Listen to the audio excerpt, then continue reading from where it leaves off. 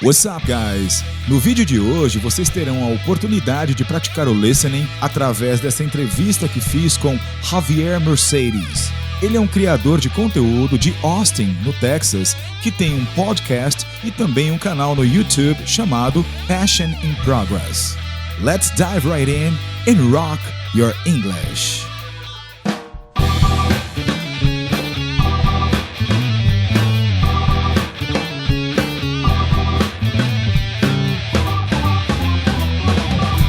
So, hey Javier, so man, what's up? First of all, I'd like to thank you, not only, my friend, I'd like to thank you, for not only accepting my invitation to come on the show, but also for making time for it, okay, man? Thank you a lot. Thank you very much. Yeah, thank you so much. I can't wait to talk to your listeners and everything about my experience and whatever you want to do.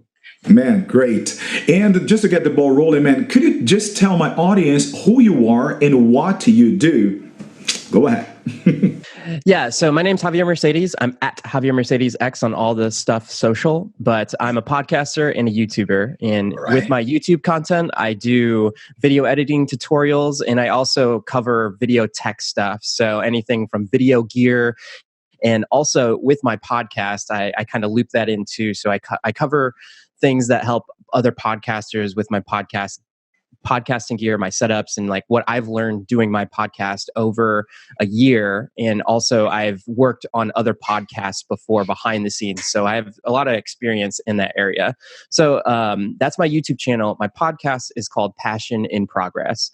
And what that does is I interview individuals, and hopefully through hearing their inspiring stories, you too are motivated to go out and pursue your passions as well. Yeah, I set that podcast up initially as a mechanism for me to have a meaningful conversation every week. So I release a podcast episode every Wednesday, and that's a system in place for me to go out and I do my podcasts in person, and it forces me to, being an introvert, to go out and like, hey, I need to go meet people. I need to go actually talk to people.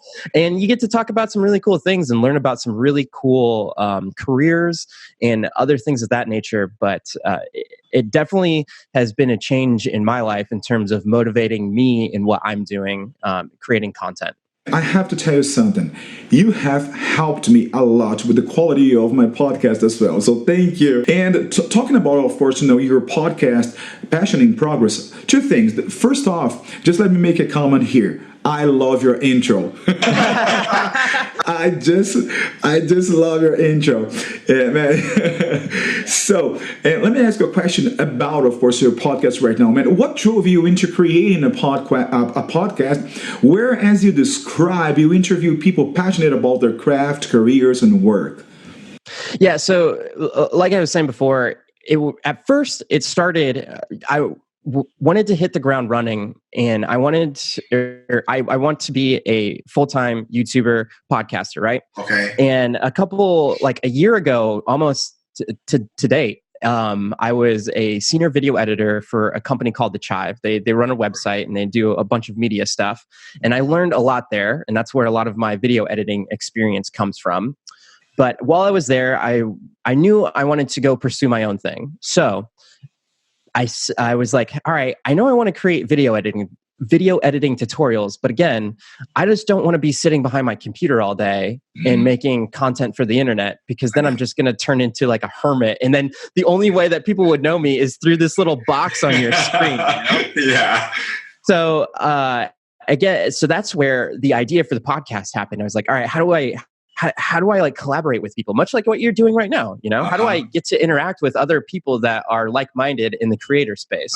Well, I started the Passion in Progress podcast, and as I mentioned before, it was more a mechanism for me to meet people. But after the first couple episodes, it changed into something so much more, because now I'm reading more books. I'm doing so much more to develop myself, which is kind of weird, and it could get misunderstood in terms of like, oh, you're like motivating yourself, and like, what does that mean?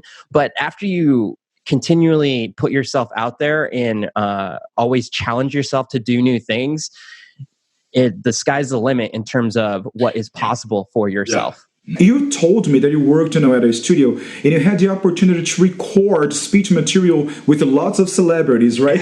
Yeah, for sure. So my question now is, can you tell us what celebrities you had the opportunity to work with, and what was it like working in a place like that? Yeah, so I got my degree in music engineering, and after I graduated, and while I was going to school, I knew that getting a job in the music industry, and especially just anything audio engineering, is very, very cutthroat and hard. Because a lot of people want to do it, right? And so while I was in college, I made an effort to always have an internship that was paid, one, paid, and two, in the area of expertise that I knew I wanted to get a job in. So I got an internship at a recording studio while I was still in school in Atlanta. I went down during my spring break, and I just went to Atlanta, and I took a whole week to interview at any studio. If you had recording studio or music or whatever in your title of your business, I was probably there for an interview. So eventually, fast forward to a summer, I got an internship there. I did pretty well. And fast forward, I had a couple other internships in live sound recording. After I graduated, I moved to Atlanta. And I was freelancing, and out of nowhere, the place that I did an internship at called me up. And then I get offered a full-time job there. So this place is called Doppler Studios. Okay.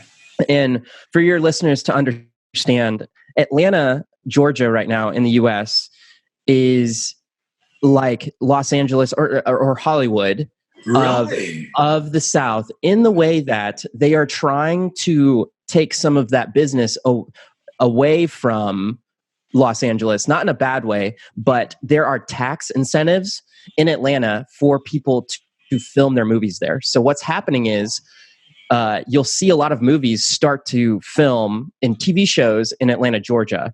And the reason for that is there's a big trickle-down effect. Atlanta is this big space, and because of that, a recording studio like the one that I worked at experienced a lot of that trickle-down effect. So what I would do is actors and actresses would come to Atlanta, and they would be filming a movie.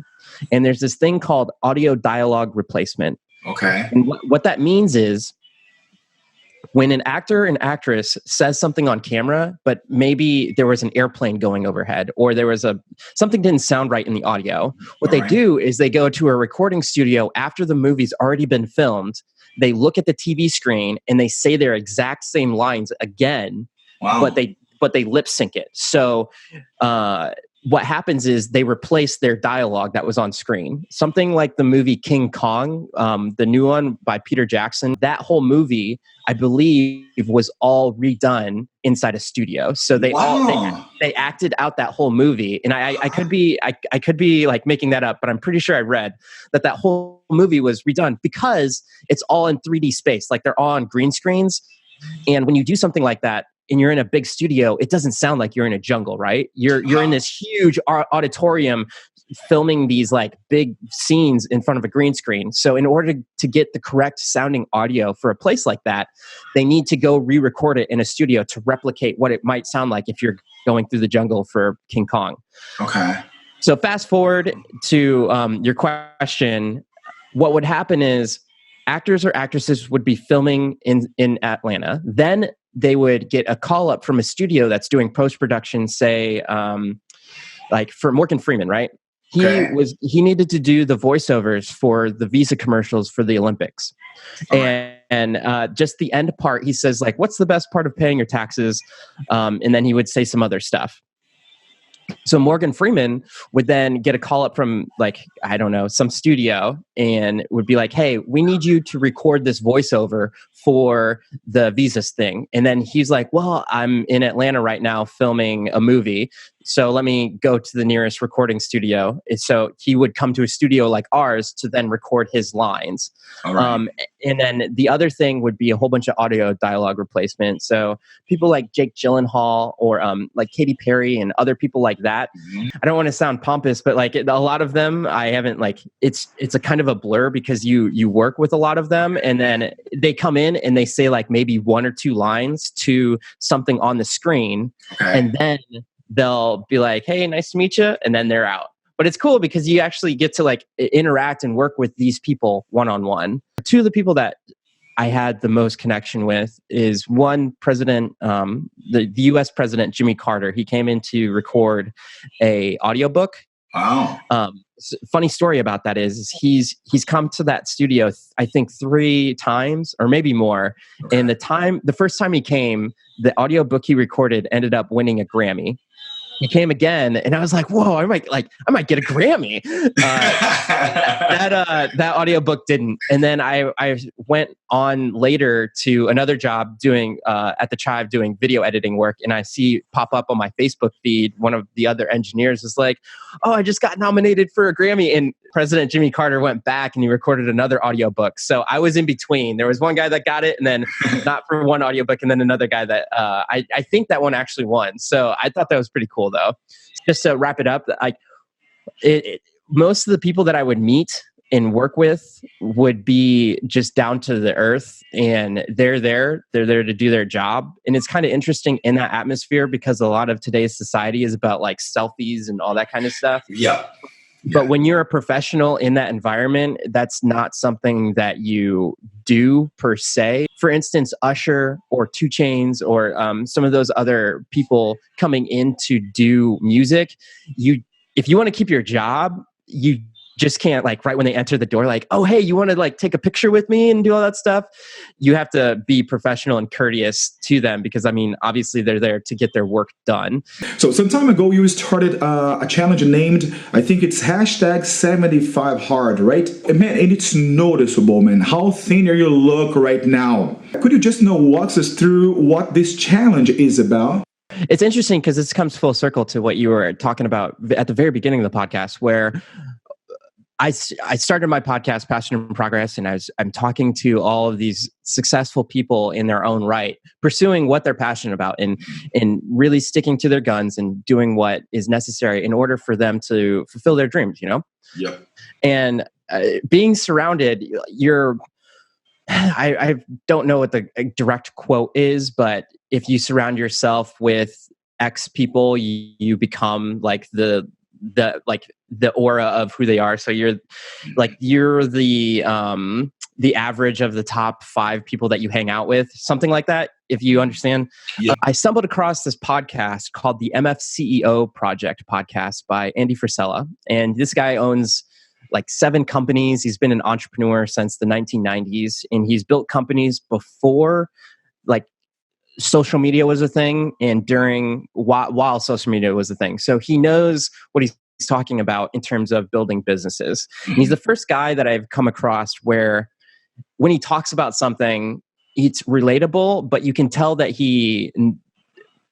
when he says like his experiences, it's something that you can definitely not take for granted. So Andy Frisella is the host. He came up with this challenge called 75 Hard. And what that is drink a gallon of water a day, work out twice a day for at least a minimum of 45 minutes. One of those workouts has to be outside. And you have to take a progress picture every day.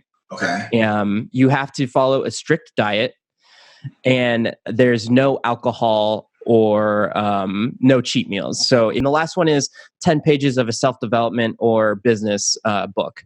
So if you miss any of those one day, or you mess up one day, you have to start the challenge all the way over again. Wow. So right now I'm 8 weeks in. Okay. And as you can see, I'm just sitting here like chugging water the whole time that we're talking.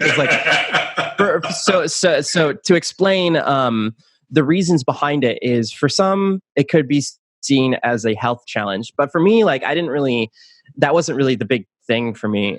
It's a disciplinary thing because you have to get it every single day.